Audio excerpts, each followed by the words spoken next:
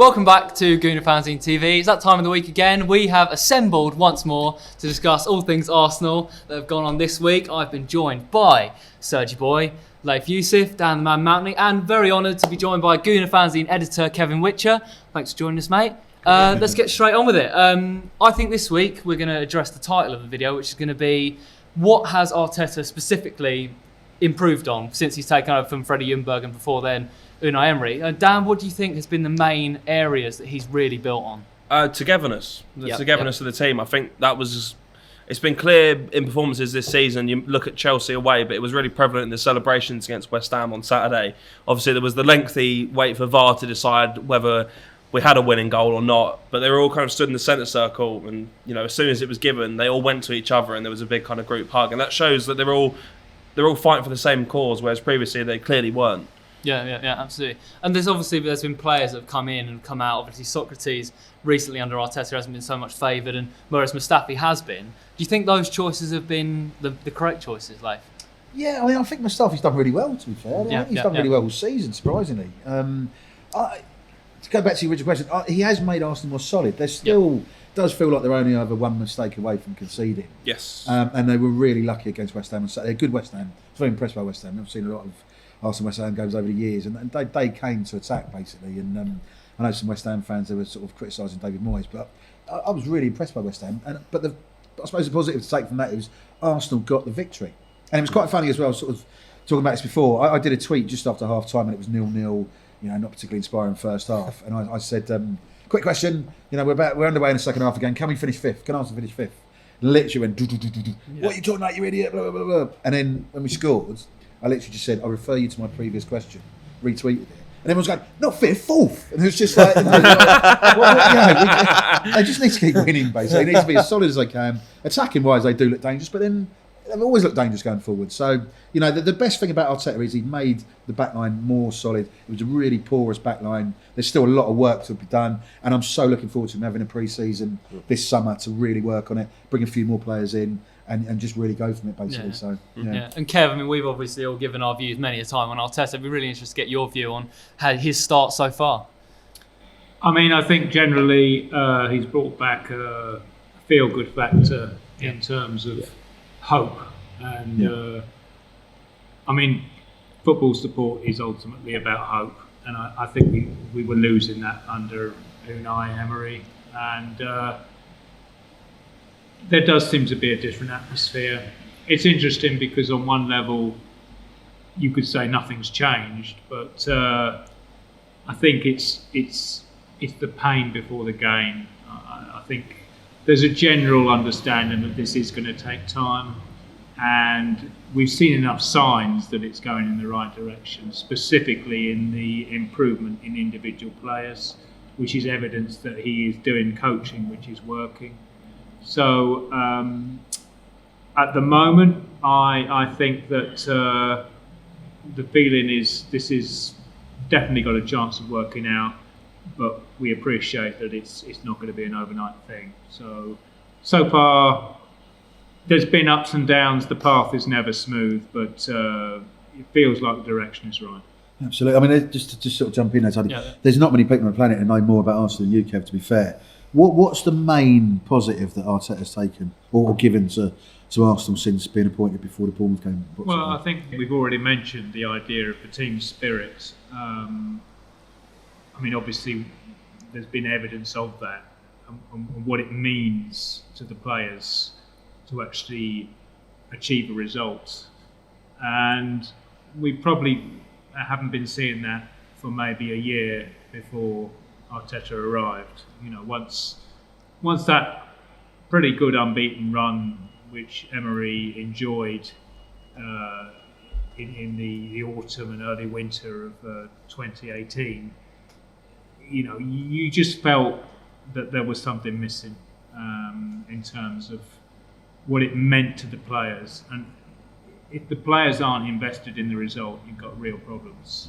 Yeah. But even seeing the pain when they were eliminated by Olympiacos, on one level, was actually quite encouraging because it just showed that it matters to them, because there was a feeling that these guys were just collecting their money for a while, and that it really didn't matter too much to them, and now it feels like there's a culture been injected whereby it matters to everybody.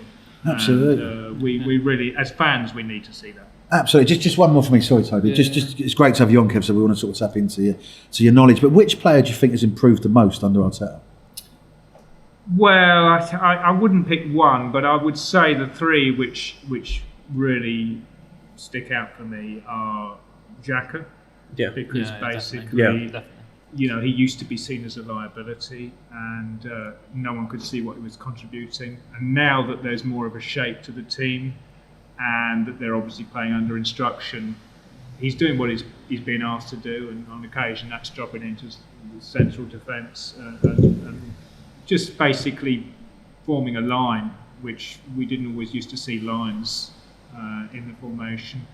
And also I get the feeling he's, for whatever reason, he's doing even more barking now at the players, which is something we've missed for a long time, and it's not a bad thing at all. Mustafi, as people are now accepting of him being a first choice, which is completely remarkable. Huge I turnaround. I would see that.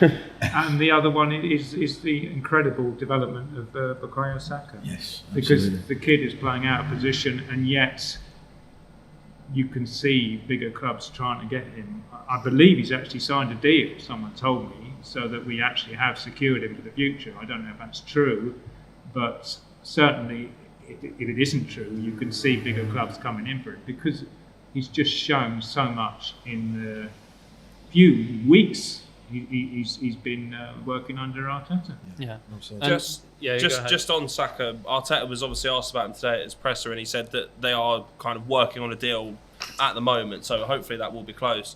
But another player, just to build on Kev's point, that's really impressed me is David Luiz. Yeah. I mean, I've not been his biggest You've literally done a 180 on I've every not been. player. I completely agree. I've not been his biggest fan since he joined Arsenal, but it seems like he's really relishing that leadership role now. He's someone who's, you know, got a bigger trophy cabinet than anyone else at the club, and he's someone who's got a lot of experience, played in a lot of different leagues, a lot of different countries. We all knew he should be able to deliver that, and he's really someone who's improved his performances, which is a massive thing, but it seems like he's helping the younger players.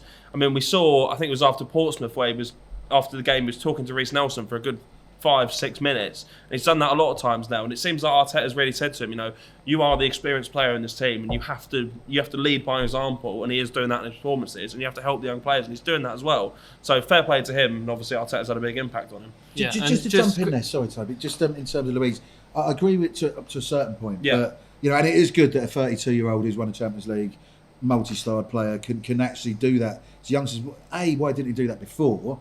And B, you know, Arsenal do zonal marking. So I remember there was a West Ham corner in the first. Don't get me started. And they do. Don't get me started. I'm not a big fan of talking about tactics too much, but it was really obvious, basically. Yeah. You know, West Ham have got 2 lumps, just like Olympiacos did as well.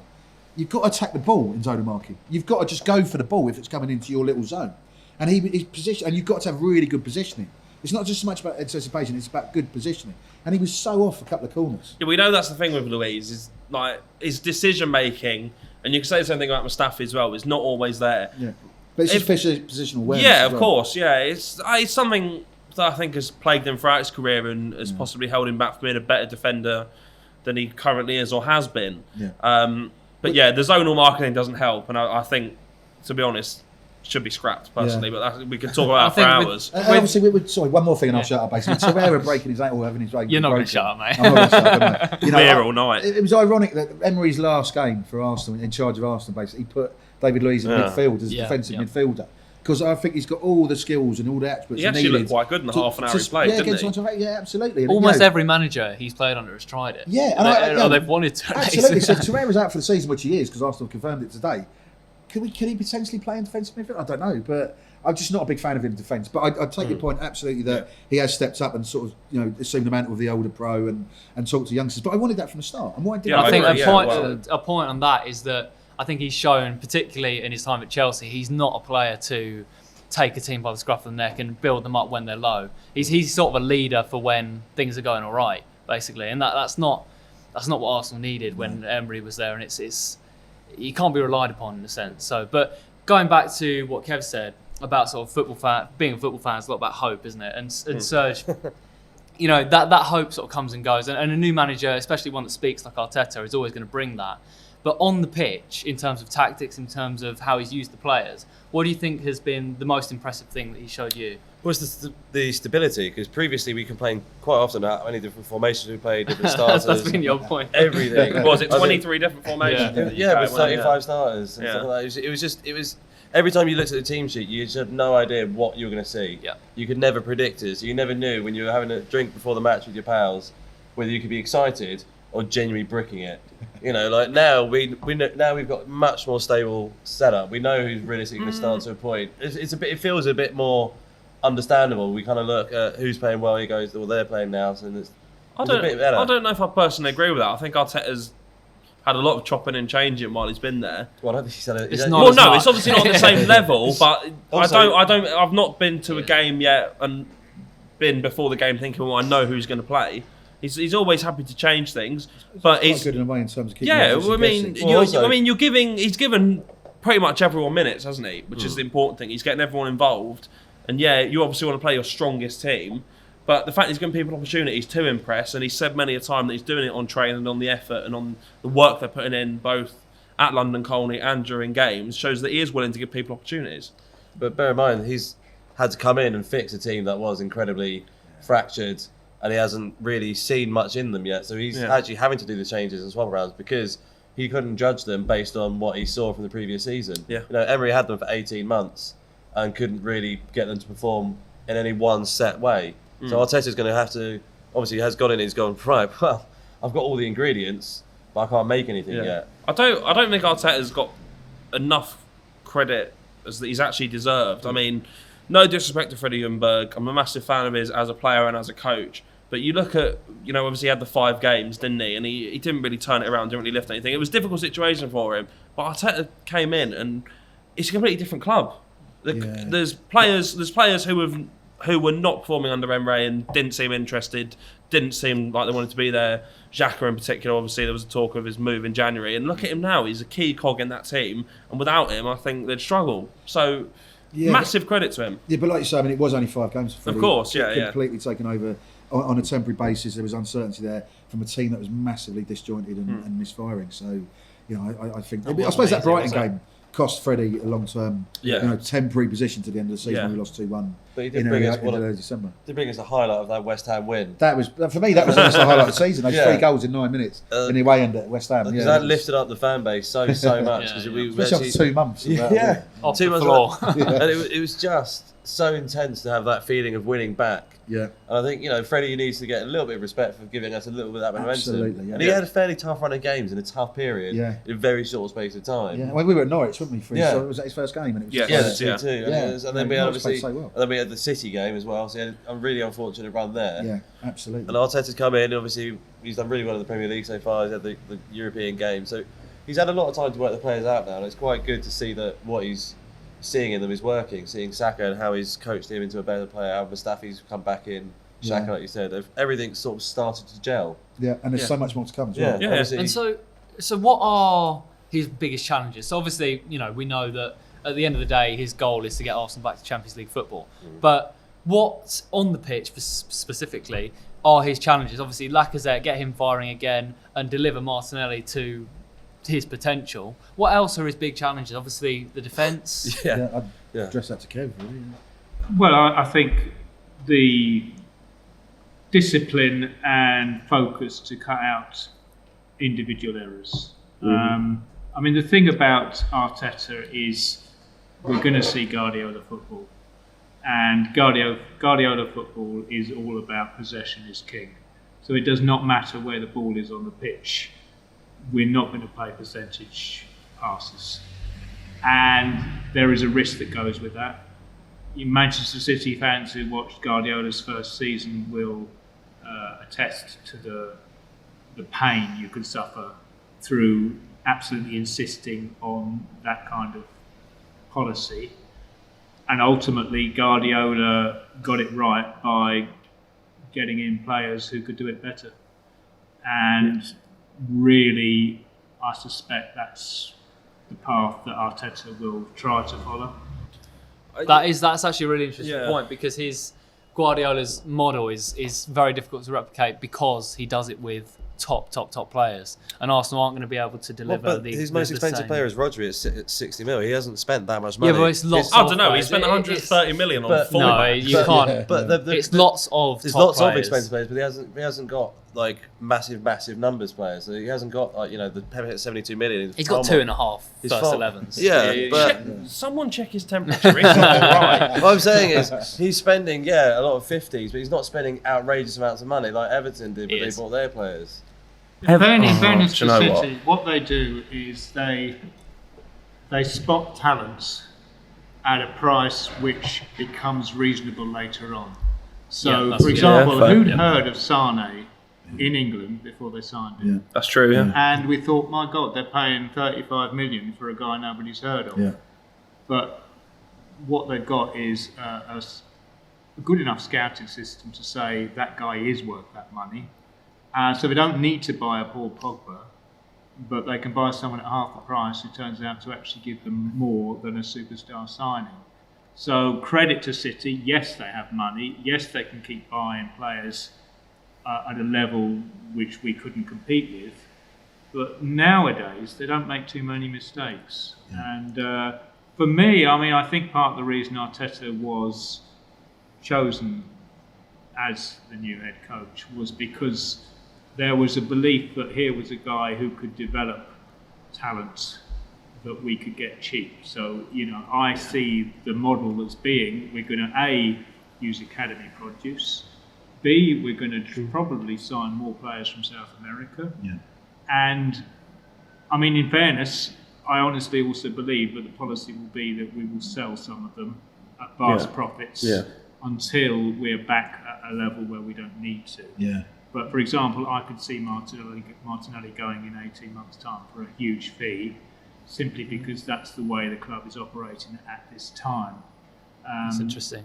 But, ultimately, I think Arteta's reputation within the game before he arrived was pretty high. Yeah. And there must be something behind that.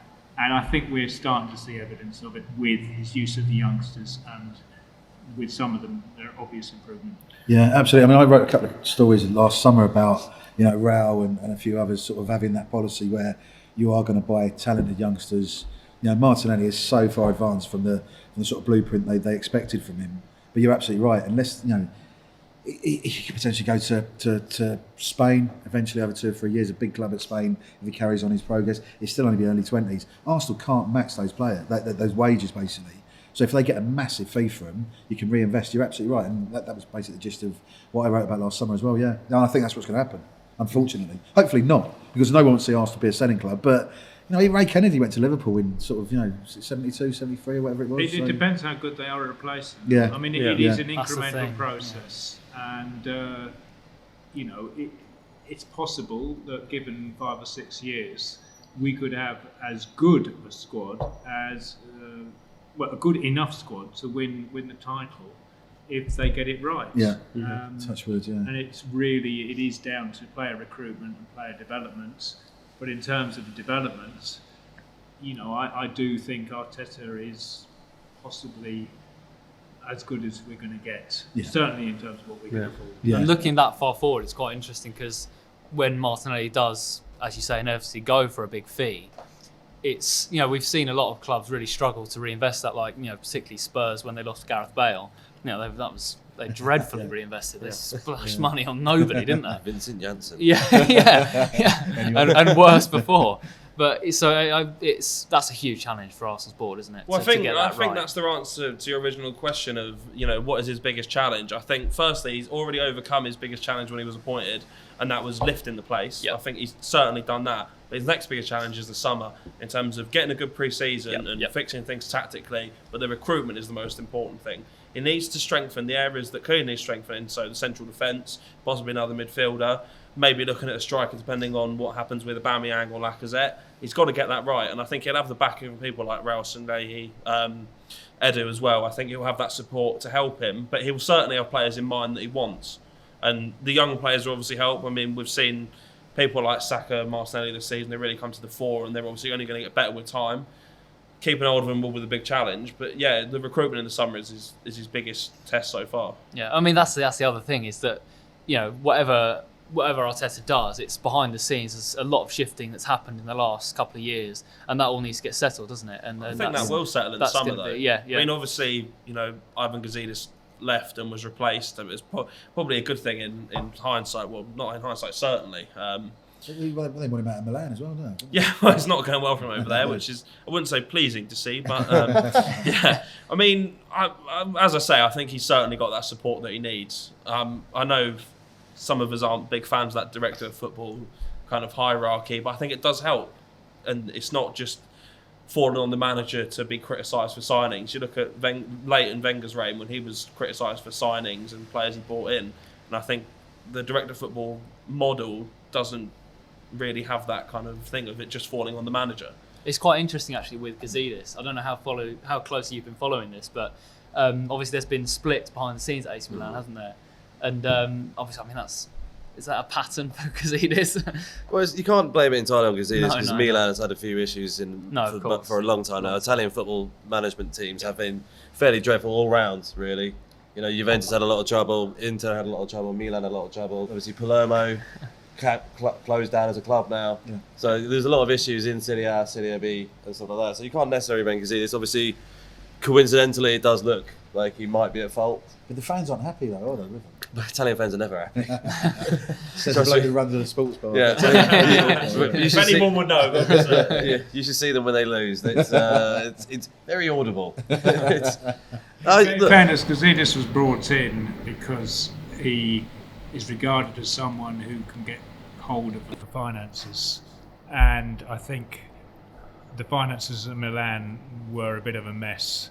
So on one level he might be able to do that, but that doesn't mean on-field success. And as far as the support is concerned, they do not give a damn about the balance books, unlike the owners. But so on one level, Gazidis may be perceived to be doing a good job if he's getting things under financial control, but it really is dependent on the owners. And the owners are not Italians. They're not the typical Italian club owners who are just hire and fire merchants.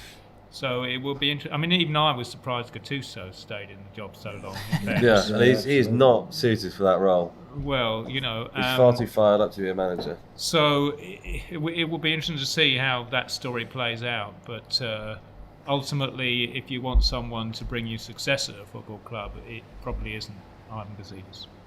Continuing on Arteta, if we're going to be super critical, obviously he's impressed so far, but what would you say he's not got quite right? Game management.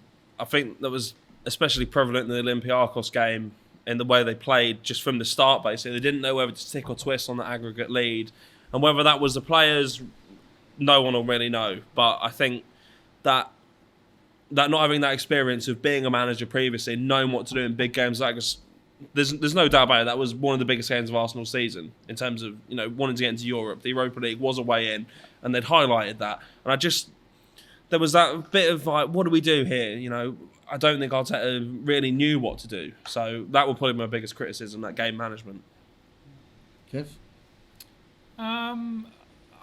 I mean, for me, I would say it is the insistence at this stage on the playing out from the back.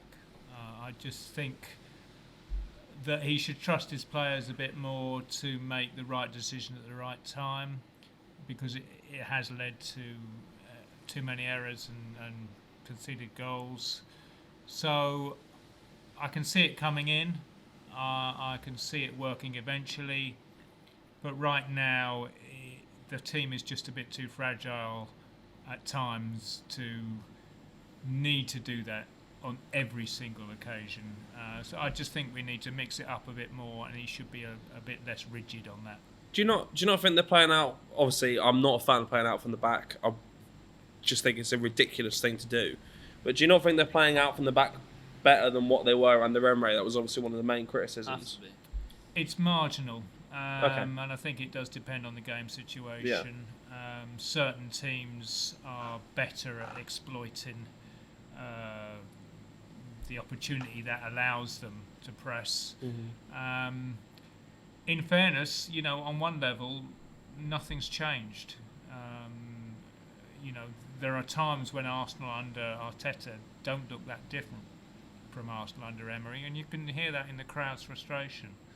So it is a work in process. I think ultimately the hope is that Arteta gets his players doing it better than Emery did, but we're still in that teething phase as far as I'm concerned. It's not authoritative. It isn't Barcelona circa 2011, which is obviously where it originated from anyway with Guardiola. It is growing pains we're watching, and sometimes it's going to be okay, and sometimes we're going to suffer. But if we're going to become a great team again, they're going to have to get it right, and that will almost inevitably involve a change in personnel. I think also with Arteta's ability to communicate and his coaching skills, hopefully he'll have a much better chance than Emery. Yeah, On the specific players, what do we think about his management of Martinelli so far? Obviously, there's times he's been left out. There's times we've thought, why hasn't he come into the game quicker? What have you thought, Serge, about his management of Martinelli? First and foremost, you've got to realise Martinelli wasn't ever expected to play the first team to the level he has done. So that the fact he's even considered at all is obviously probably throwing a spanner into the works when you look at sort of the original management you would have put in. I think obviously you are right, he has been substituted quite late, but I think you don't want to burn a player out too early. And also you've also got to consider the burden of Auba and Lacazette and how to play him in all the time, and his lack of experience. Obviously he is a brilliant striker, we all love him, but you can't necessarily just shoehorn him in when you want him every time. So I think he's probably done the right thing by being a bit more cautious with him, because you don't want to, expose someone too early. Yeah, definitely caution, but at the same time, he's shown in a lot of games that he's ready, hasn't he? Yeah. So do you agree with that? Do you think he's ready? Do you think he should start more? Yeah, I think so. Yeah. I absolutely think so. He's got all the attributes. He's got great talent, temperament, technique. He's powerful. He is fast, obviously. Yes, he is, Layth. Yes, he is. No, I'm saying he's fast. He's not. Layth. He is very fast, but I want him. His to be head's fast. gone. His head's gone. No, yeah, he is fast. I'm only sort of joking, half joking. But he's a massive prospect. And I wrote about him last season, and when he'd been on the radar of Arsenal for a while under Edu and Francis Cajal as well, and and Man United it's merged. Yeah, he actually went on trial to Man United. Three absolutely. times, like 3 years in a row. Yeah, and it was absolutely, yeah. And there was other sort of behind the scenes coaches as well, sort of giving feedback to the coaches at London Colney and stuff. Eddie went over at least once, I think. Cajal was there a couple of times. They brought him in, and then I was sort of talking to a few sources at the club last summer, and they said basically he's got the summer to prove himself. So 17, 18, signed last July. He went to the US tour, wasn't expected to do anything. Hopefully he would, but that wasn't in the time frame. And he just absolutely excelled. More through his attitude. Obviously he played well as well in training, but it was more through his attitude. Like he deserved to be there. He belonged to be there. His attitude was absolutely top rate in terms of work rate, in terms of not being overawed by big players. As I say, like his skills level was good enough. And they basically kept him because they were going to put him in the under-23s, basically, and they kept him in the first team. And he just absolutely kicked on. In a side, as I say, like it was disjointed under Emery towards the end. You're an 18-year-old. Who are you looking up to? Yeah. There was no one really. You want them to be, and that's my sort of gripe with players like Xhaka and Louise at the time. It's like you've got to show character. Then you've got to. It's not just yourself, but you've got to show character in terms of being a sort of leader to young players as well. And he didn't. Yeah. There were certain players that didn't step up. They've obviously stepped up now, which is great. I wanted to at the time. But either way, Martinelli is such a big prospect. But what Kev said as well, it's like, will Arsenal give him the contract commensurate with his talent to keep him long term at Arsenal? I really don't know if they will. And if they got an offer from Barcelona, for 50, 60, 70 million, the age of 20, 21, they'd probably sell, wouldn't they? Yeah. You like to think there'd be a sell-on clause. Yeah. I think that question, I assume, spawns from the fact he's not maybe had opportunities in recent weeks that he has had previously. But I think Serge hit the nail on the head. The fact that you've got to remember he's 18. He's been given more chances and opportunities to impress, and obviously he has impressed massively, than he would have expected. And I think in recent weeks, obviously, he's not got the chances. And I think maybe people are looking at it as, Saka's getting the chance, he's the same age, but Martinelli's not. But you've got to think with Saka, he's impressed massively, and he's been a big credit to himself and Arsenal's academy and just the way he's performed and the way he's handled himself. But Saka's not got any competition for places at the moment, has he? He's the first choice left back, basically down to injuries, whereas Martinelli's competing with two of Arsenal's best players in the form of Aubameyang and Lacazette. Obviously, Lacazette's got a bit off the boil, but he's still one of the stars of the team. So you've got to look at it that way. He's competing more for places than other young players are. Yeah, that's actually quite an interesting comparison between Saka and Martinelli, because they're at a similar place in their development in terms of the fact they've come into the first team this season. Yeah. And I mean, I guess it's out of necessity that Arteta's playing, but he's making a risk, isn't he, there by playing Saka so much. Yeah. But who else would you play there? That's the thing though. But is that You risky? could play Xhaka at left back, couldn't you? Oh no, thanks. You're all right. He did. There was a time when Maitland-Niles actually covered a left back as well. Yeah, Yeah, we'll come on to Maitland-Niles. I mean, because obviously in recent years, a particular example that jumps out is Antonio Conte at Chelsea with Andreas Christensen. He basically burnt him out completely. He played him at the centre defence far too much. Do you think there's a danger of that with Saka, or is he just going to keep progressing? Yeah, I mean, you can see he's slightly tired, but he is young and he's running on adrenaline at the moment. The season is still another 2 months, long basically. Yeah. There's obviously not as many games as could have been if he'd stayed in Europe and all the rest of it. But yeah, I think he does need a rest. But he could probably carry on to the end of the season and then have a rest. But will England pick him?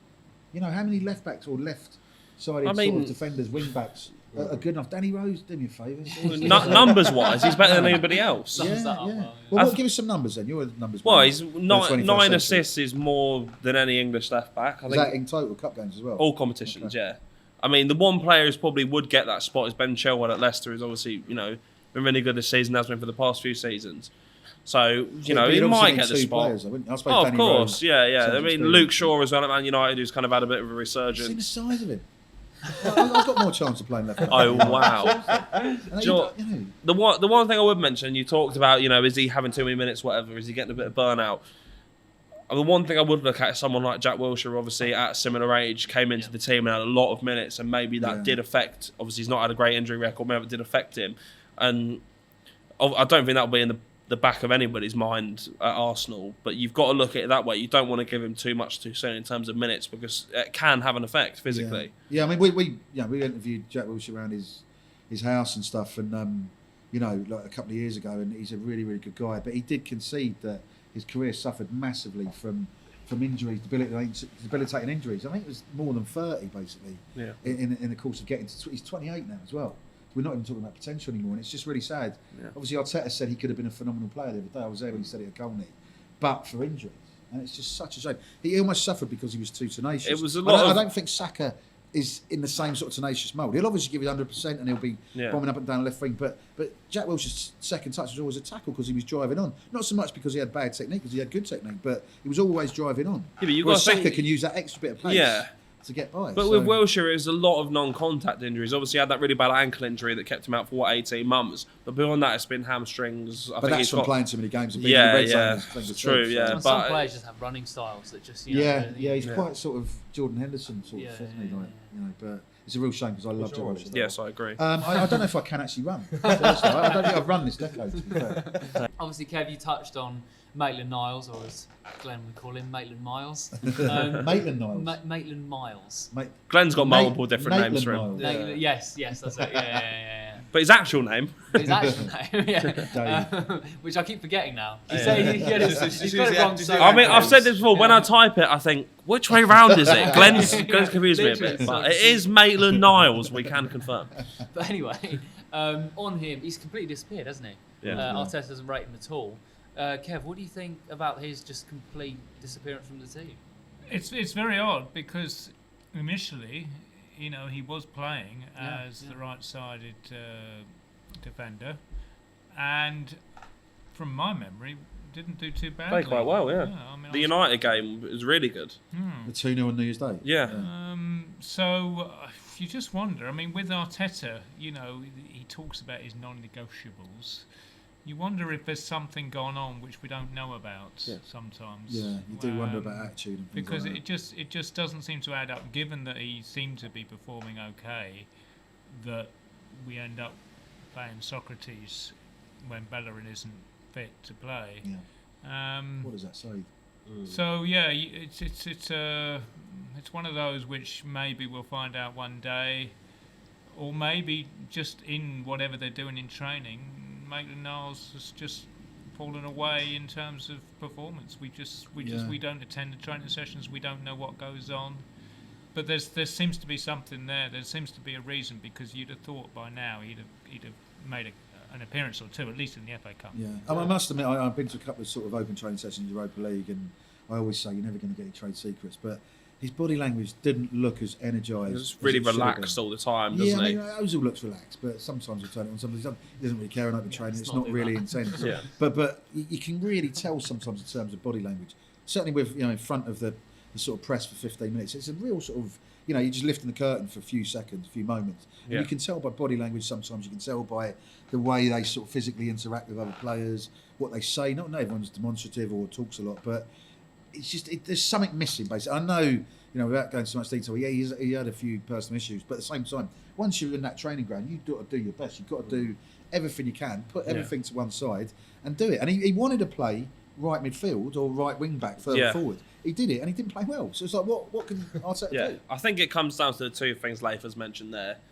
We've heard Arteta talk a lot about, you get picked on your effort in training. And I think that's probably one of the big things. Obviously, we've been to a few open training sessions this season. As Layth says, there's something about his demeanour that doesn't strike you as being the right kind of way to act and, physically interact with people. And the second thing is that he's almost talked himself out of selection, really. He said, I want to play central midfield, I want to play right midfield, I don't want to play right back.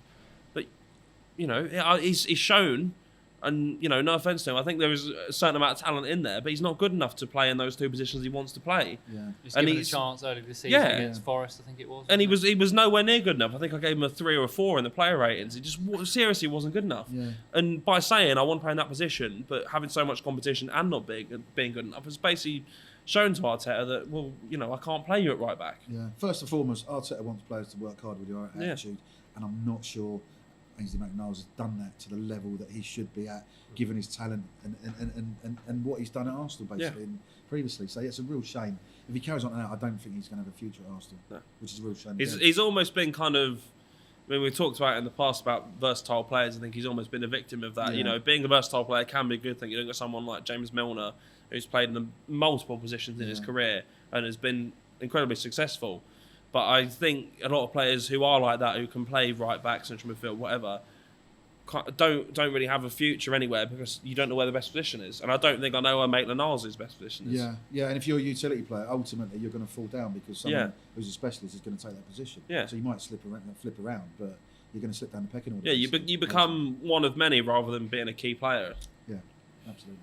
Yeah, and speaking, obviously, we mentioned Socrates, who played in the position that Maitland-Niles probably would have done if he was showing that good attitude. What did we think about him at right back? Obviously, he was playing an interesting role. It was inverted, I think you called it. Yeah, well, you can watch the video where I talk tactics, but yeah. I mean, what was that, Serge? No, right. Whatever, mate. At least I know what I'm talking about. To be fair, I tweeted before the game that I was looking forward to him, bombing forward on the overlap. I didn't really see that, but I mean, it's clearly not a right back, is he? No. He spoke after the Portsmouth game saying, he'll consider his future if he's not getting as many minutes. So, is he going to start ahead of someone like Luiz? Mustafi's obviously had a bit of resurgence. Mary's come in as well. His opportunities are going to be limited. But I don't think he was that bad against West Ham on Saturday, was he? I think he's just middle of the road performance. So he had that chance when he should have scored that header. When he hit the bar. He did look so frustrated with it, didn't he, as well? Yeah, but so he should. You've got to nod it down sometimes. And it was a big gap in that top right and left-hand corner for... Just to clarify, his deal actually expires this summer, doesn't it? I think it does, yeah. Does it? Yeah. It wouldn't be a surprise. I mean, given his age, you'd have thought they'd only give him a 2-year deal. I've got a feeling he's got one more year, I think. We need to double-check that, but either way... Yeah. It's not that long. I mean, his future's up in the air, certainly, isn't it? Yeah. Yeah, I mean, that's the thing. I mean, he started the season as the absolute first choice alongside Luiz, didn't he? It was, I remember that Liverpool game, he had a really good first half there. He looked pretty solid. I mean, it's kind of been in decline. He's been in and out, hasn't he? But recently it's been decline. Yeah. Do you think? I mean, is he fourth choice now? I think Chambers comes back in. Is he? He's the classic Arsenal centre back for me. At times he looks very solid, and then there's a mistake, there's an error, and everything just crashes down basically. Yeah, I mean he's a good guy. I remember we were in. He is a nice guy. The press room in Naples, weren't we, for the second leg in the Open Court final? Absolutely mental. There's journalists everywhere, hundreds of people crowding this room. managed to fire off a question, just sort of saying, "Are you ready for the passionate atmosphere?" He goes, "Yes, of course." Obviously he wouldn't say anything else, but he talks a good game, and that seems to be a lot of Arsenal players do that. And sometimes he performs it a bit, sometimes he doesn't. But that's the Arsenal backline. And if you watch a team in their glory periods in the late 80s and other various times under Wenger, certainly in the first 10 years, they had that really, really strong backline that were so consistent, so tough, so organised, so disciplined. And he's nowhere near that, basically. I think the best way to sum him up is I think he'd run through a brick wall for you, but he might fall over doing it. And if it was recently cemented as well. Yeah. So, Brutal. Sorry, Socrates, if you're watching, I doubt you are. It'll switched off when you start talking. Most people do, mate. It's all right. If there is an Arsenal player, current Arsenal player, watching the podcast, Joe Montemuro. Yeah. Big shout out. Unless he's been scared away by your accents, your impressions of him. Well, yeah, I can do a good Australian accent. I'm not going to do it now. I mean, you lived there for a long time. Yeah, I did. Understandable. I told you I lived You there. tell me a lot of things. I just kind of just. So do I. Yeah. You're back in the room. One topic that Kev you brought up during the break was Aubameyang's future. Obviously, they're considering offering him, or he's asking for 300,000 a week, isn't he? You said. Reportedly, Yeah, reportedly. Do you think he's worth hanging on to? To be honest, you've got to think, what's the policy in terms of replacement? I mean, he's starting Nketiah a bit at the moment. I wonder if he's having a look and thinking, we could get by with Nketiah and Martinelli. Do we even need Lacazette? An interesting scenario, and this is really left field, and it's not going to happen. But let's just say, for example, we sold out Aubameyang and Lacazette in the summer, and then there's a 63 million release clause for Dortmund's Haaland. Now, okay, he's not going to come to Arsenal because of the wages, but we could at least afford to buy the guy. Yeah. If you were thinking, right, long term, we've got 3 strikers here we can use. Yeah, I mean that's really left field, Kevin. It is left field, but I love left field. I'm the most Incredible positive business. Arsenal fan ever, but even I don't think we can get on. I don't think it comes will to be, Arsenal because for it. it's a 63 million release clause, it will be a bidding war for its wages. I'll tell you what, if Roy King was still at Ipswich, he wouldn't go Ipswich either, to be fair. 'Cause he's dead. but That's interesting. basically they've got to play around with the budget this summer. Yeah. And they may need to get creative, especially if we don't make Champions League. Yeah. So, for me, if you just look at it without thinking long term, how much would it cost to get a striker who's going to give you the number of goals Aubameyang does? And so 300 grand a year. What is that? 15 million a year on wages. It's 30 million a year for 2 extra years, and a bit of a bump up on his current salary. So you're saying 35 million that you'd have to spend to get a replacement. Yeah. That's why they signed Ozil on his deal, because they thought, well, this guy's going to cost too much to replace. What they didn't realise is how badly he would underperform. But you can't predict that stuff. At the end of the day, one of Lacazette or Aubameyang is going to go this summer, and I suspect the player himself will make that decision. And I think if we're not in Champions League, no way will Aubameyang stick around. Just one question. I'm really interested. I always got to ask everyone, what's your take on Lacazette? Why hasn't he performed at the level that he was at when he was voted Arsenal Player of the Year for the Sports Club? What do you think it is?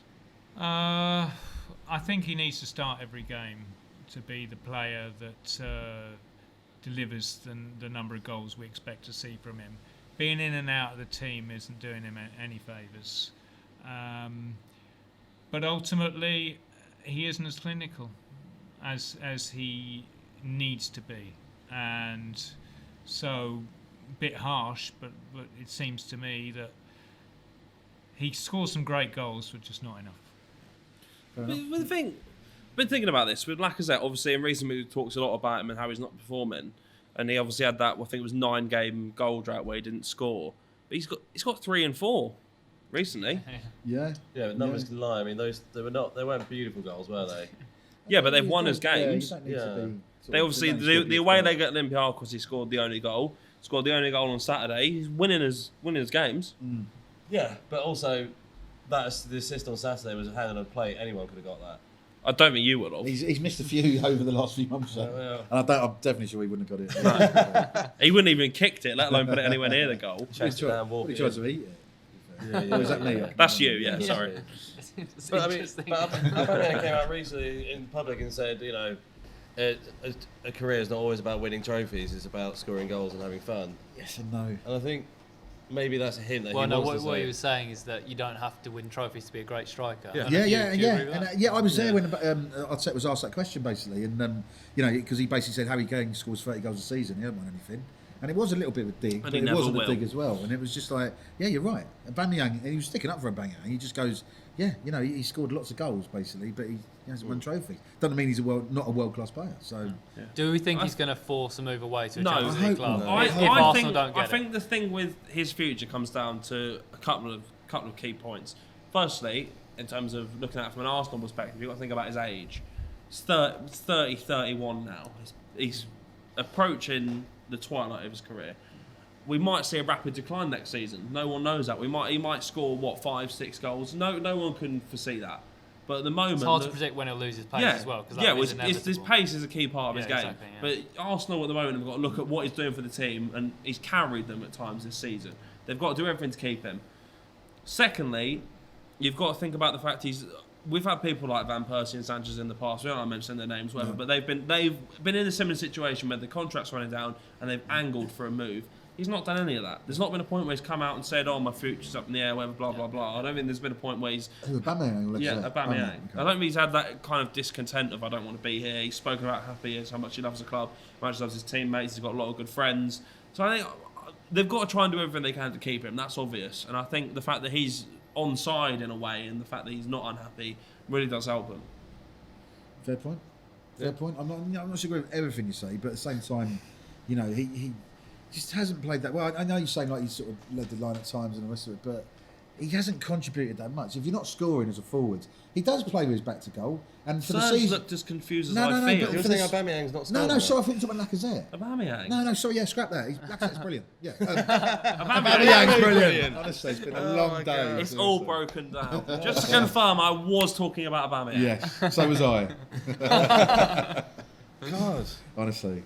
So do you think in the summer, if Arsenal narrowly or however narrowly do not get Champions League football, or if they just get Europa League football, do you think Aubameyang is going to be? I've got to go. I don't think so. No. What do you think, Kev? Well, I mean, the one thing about player power these days is if he does decide to stay another year, he will be quids in when he does move on a free transfer. So it's really the decision is going to be his. Yeah. Combined with the potential glamour of a move this summer if a big club comes in. I mean, if Barcelona come calling, then you'd say he'd have to be very tempted. So I think it is really up in the air, but in the end, the player will make the decision, and the club will be happy to sell him if he wants to go. That's the other thing. I think Kev's hit the key Yeah, point yeah, there in the 100%. fact that if it comes to the summer and he makes it clear he doesn't want to sign a new deal, then they have to cash in They're basically. not going to let his contract run down. Yeah, if it gets to that point where he says I'm not going to sign, they have to cash in. But if there's still Sort of situation again, yeah. yeah, it's a tiresome situation. Yeah. We've had it so many times now. It's absolutely ridiculous. But if he makes it clear that he does want to stay and that he's willing to negotiate, they have to take the risk. But if he makes it clear that he doesn't want to stay, he's got to go. They've got to cash in. That's fair enough. How much do you think they get for him? 60 million. Really? In this market, yeah, even at that age, in this market, you look at someone. When's he 31? It's in June, isn't it? I'm sure he's late. I June. think so, yeah. 60 million for 31-year-old. You look at this market, yeah. I mean, that's the kind of price they go for. I think. Yeah. You know, I mean, I don't know. Almost expects more because he's More? one of the top strikers in the world. You can rely on Yeah, him. he's also to score 30, 31. Yeah, of There's no course. resale value. Yeah. That's So true. it Very is true, a big lumping pay because that'll be the last season of his career, really. Last team. Yeah, and last big move. Last as well. team, yeah, last big move. I mean, yeah, before yeah. he goes to the MLS and or the A League. Yeah. Then Wow. potentially China. I mean, that's as well. I can't thing, wait for him to prove you wrong. I mean, that's the thing. If Right. Barcelona, 5 years' time, he's at Vissel Kobe. 100%. He will still be playing up front with Iniesta and Podolski, and he'll still be there. I mean, if Barcelona do come calling in the summer, he might well force a move. I mean, that would be a really There has disappointing been a end, lot of wouldn't talk in the past with him about how Real Madrid, obviously we're talking about Barcelona, but you know, two clubs on a very similar, if not same standing. He's made it clear that he loves Real Madrid. He loves that. He loves them as a club and would happily go there any time in his career. So I think that is obviously a big risk. Whether they'd be looking for a striker, I don't know. But yeah, I think any top club would be happily to snap him up basically. Yeah. Thanks very much for watching. I hope you've enjoyed this podcast. Please leave a comment on your thoughts, particularly what you think is going to happen with Aubameyang in the summer and how you think Arteta's gone so far. Please like the video as well and subscribe because it really helps us. We're trying to get further and further up the subscriptions, and also subscribe to the Gooner Fanzine. Absolutely. Kev's here. We're honoured with Kev's presence. Obviously, editor of the Gooner Fanzine. We need to get to 1,000 subscribers by the end of March to keep the print version going. Basically, anything you want to add to that, Kev? Save your Gooner. Your Gooner needs you. Brilliant. Brilliant.